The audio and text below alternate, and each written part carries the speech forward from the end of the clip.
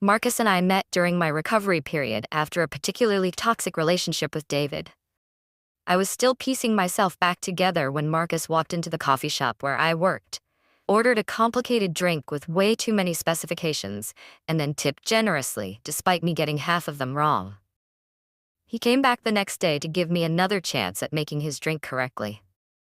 And the next day, and the day after that, it became our thing. Him pretending he needed his coffee exactly right, me pretending I was slowly learning his preferences. We both knew it was just an excuse to see each other, but neither of us called it out. There was something pure about that dance we did, something that made me feel safe after the chaos David had put me through. Marcus was different from any man I'd dated before. He was steady, reliable, and kind, in a way that seemed almost too good to be true. Where David had been explosive and unpredictable, Marcus was calm and consistent. Where David had torn down my self-esteem with subtle jabs and backhanded compliments, Marcus built me up with genuine praise and unwavering support. We moved in together after a year of dating, and it felt right. Our apartment became a haven of peace and understanding. Sure, we had our disagreements, who doesn't? But we always managed to work through them with respect and patience. At least, that's what I thought until last night. The argument started over something so trivial, I'm almost embarrassed to admit it. Marcus had been working late hours on a big project for weeks, and I'd been feeling neglected. Instead of communicating this clearly, I let my frustration build until it exploded over a forgotten dinner plan. "You said you'd be home by 7, I said, staring at the cold pasta I'd made, his favorite recipe, by the way. "It's nearly 9. Marcus looked genuinely apologetic as he set down his laptop bag. "I'm so sorry, Sarah. The client meeting ran long, and then the team needed to." "The team, the client, the project," I cut him off, my voice sharp. "It's always something, isn't it? At least when David worked late, he had the decency to text." The moment those words left my mouth, I knew I'd crossed a line. The temperature in the room seemed to drop 10 degrees. Marcus stood completely still, his face a mask of hurt and disbelief. The silence that followed was deafening. "Did you really just compare me to David?" Marcus's voice was quiet, controlled, but I could hear the tremor of anger underneath. "The same David who cheated on you multiple times? The same David who made you feel worthless?" I wanted to take it back immediately. My hands started shaking as I reached for him. "Marcus, I didn't mean." "No." He stepped back, holding up a hand. "I think you did mean it. I think you've been holding on to that comparison for a while now, haven't you?" The truth was, I hadn't been. David was a ghost I thought I'd exorcised long ago. But in that moment of frustration, I'd reached for the weapon I knew would hurt the most. I'd taken the man who had helped me heal and compared him to the man who had broken me. "I was just angry," I tried to explain, my voice small. "You know how I get when I'm angry. I say things I don't mean." "That's the problem, Sarah." Marcus ran a hand through his dark hair, a gesture I'd always found endearing, but now seemed laden with exhaustion. "You do this every time we fight. You lash out, say the most hurtful thing you can think of, and then expect me to understand because you were angry." "That's not fair," I protested, though deep down I knew he was right. "I'm not perfect, but neither are you. You've been distant for weeks. You barely touch me anymore. You're always working." "I'm working on a project that could mean a promotion," he interrupted. "A promotion that would let us buy that house you've been dreaming about. The one with the garden you want so badly. I've been killing myself trying to make our future better. And you compare me to your abusive ex?" The word abusive hit me like a slap. I'd never used that term for David, even though it was accurate. Marcus had been the one to gently help me see the truth about my past relationship, to understand that what I'd experienced wasn't normal or okay. "I'm sorry," I whispered, tears finally spilling over. "Please, can we just talk about this? I know I messed up, but..." Marcus shook his head, and something in his expression made my heart stop. I'd seen him angry before, seen him frustrated, but I'd never seen him look so done. "I need some space," he said, already moving toward our bedroom. "I can't do this right now." I followed him, panic rising in my throat as he pulled out his suitcase from under the bed. "What are you doing?" "Marcus, please don't. I'm going to stay with Jake for a while." he said, referring to his best friend who lived across town. He started methodically pulling clothes from the dresser, folding them with the same care he always did, even now. You're overreacting, I said, immediately regretting the words as they left my mouth. If there was one thing Marcus had never been, it was overreactive. That had been David's specialty, and mine, apparently. Marcus paused his packing, his hands gripping a folded shirt so tightly his knuckles turned white. Am I? Tell me something, Sarah. In the 3 years we've been together, have I ever compared you to any of my exes? Have I ever thrown your past in your face during an argument? I couldn't answer because we both knew the truth. Marcus had never done that. He'd never even mentioned his ex-girlfriends except when directly asked, and even then, he spoke of them respectfully. Do you know why I don't do that? He continued, his voice steady but heavy with emotion. Because it's cruel. Because the person you're with deserves to be seen for who they are, not constantly measured against someone from the past. He resumed packing, and I stood there helplessly, watching as he systematically removed traces of himself from our shared space. Each item that went into his suitcase felt like another nail in the coffin of our relationship. I didn't mean to be cruel, I said softly. I was just hurt and angry about feeling neglected. I should have talked to you about it properly instead of letting it build up. Yes, you should have. He zipped up the suitcase and finally turned to face me fully. But you didn't. And you know what hurts the most? It's not even the comparison to David. It's the fact that after 3 years, you still don't trust me enough to just tell me when something's bothering you. Instead, you let it fester until you can use it as ammunition. His words hit home with devastating accuracy. How many times had he encouraged me to be open about my feelings?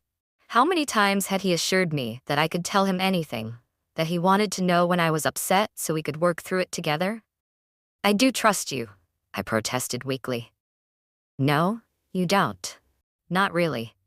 He picked up his suitcase and laptop bag. If you did, you wouldn't feel the need to hurt me before I could hurt you. That's what this is really about, isn't it? You're still operating on David time, waiting for the other shoe to drop, ready to strike first, because that's what you had to do with him. I wanted to argue, to deny it, but the words stuck in my throat. Because he was right again. Even after 3 years of gentle love and unwavering support, some part of me was still crouched in a defensive position, waiting for the attack that Marcus had never launched. I need time to think, Marcus said, moving toward the door. And I think you do too. You need to figure out if you're really ready to be in this relationship or if you're still fighting battles from your last one. How much time? I asked, hating how small and desperate my voice sounded. When will you come back? He paused at the door, his hand on the handle. I don't know, Sarah. That depends on a lot of things. But right now, I can't be here. Every time I look at you, I hear you comparing me to him, and it makes me question everything. Everything. The word came out as barely more than a whisper. Everything. Every time I worked late, were you sitting here thinking I was like him? Every time I didn't answer a text right away, did you assume the worst? Have you been waiting for me to turn into David this whole time? I wanted to say no, to assure him that wasn't the case, but my silence spoke volumes. Because the truth was, there had been moments, fleeting, shameful moments, when those exact thoughts had crossed my mind. Not because Marcus had given me any reason to doubt him, but because David had left me with scars that ran deeper than I'd realized. That's what I thought, he said quietly. I love you, Sarah. I really do. But I can't compete with a ghost, and I won't be punished for another man's sins.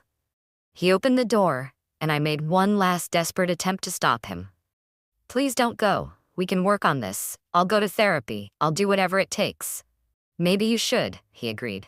But not for me, for yourself, because until you really deal with what happened with David, you're not going to be able to fully trust anyone. And nobody deserves to be in a relationship where they're constantly being compared to someone who hurt their partner. The sound of the door closing behind him was surprisingly soft for something that felt so final. I stood there for what felt like hours, staring at the space where he had been, replaying our argument in my head. My phone buzzed with a text from him. Made it to Jake's. Don't worry about me. Take care of yourself. Even now, Even after what I'd done, he was still thinking about my well-being. The realization made fresh tears spring to my eyes. How had I taken someone so consistently kind and thoughtful and compared him to someone who had treated me so badly? The next few days passed in a blur of unanswered texts and ignored calls. Well, not ignored exactly. Marcus always responded, but his messages were polite and distant, lacking the warmth and playfulness that had characterized our relationship for so long. I need more time. Please respect my space. We'll talk when I'm ready. Each message was another twist of the knife I'd plunged into our relationship. I threw myself into work, trying to keep busy, but everywhere I looked in our apartment, I saw reminders of what I'd lost. His coffee mug in the dish rack, his favorite blanket on the couch, the family photos he'd hung so carefully on our walls. A week after he left, I ran into his sister Maya at the grocery store. The look she gave me wasn't angry, just disappointed, which somehow felt worse. "He told you?" I asked, though I already knew the answer. "He did," she nodded. "You really messed up, Sarah." "I know," I whispered, fighting back tears. "Is he? How is he?" Maya sighed, adjusting her shopping basket. "He's hurt. Really hurt. You know Marcus, he puts everything into his relationships. He's not the kind of guy who does things halfway. When he commits fully." "I know that," I said defensively. "Do you?" She gave me a searching look. "Because comparing him to David, that wasn't just a low blow, Sarah. That was you telling him that all his efforts to be a good partner meant nothing. That no matter what he did, you'd always be waiting for him to turn into the monster your ex was." Put like that, it sounded even worse than I'd imagined. "I didn't mean it that way." "Maybe not consciously," Maya agreed. "But you know what Marcus told me? He said he feels like he's been set up to fail from the beginning, like he's been trying to prove himself worthy of trust that you were never really willing to give him." The truth of her words hit me hard. How many times had Marcus demonstrated his trustworthiness? How many times had he gone out of his way to make me feel secure, only for me to throw it all back in his face the moment I felt vulnerable? "I want to fix this," I told her. "I need to fix this."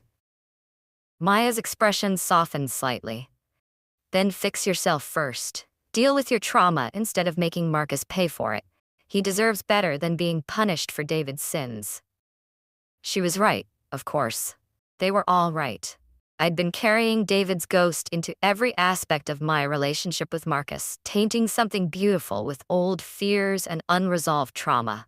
That night, I did something I should have done years ago. I made an appointment with a therapist.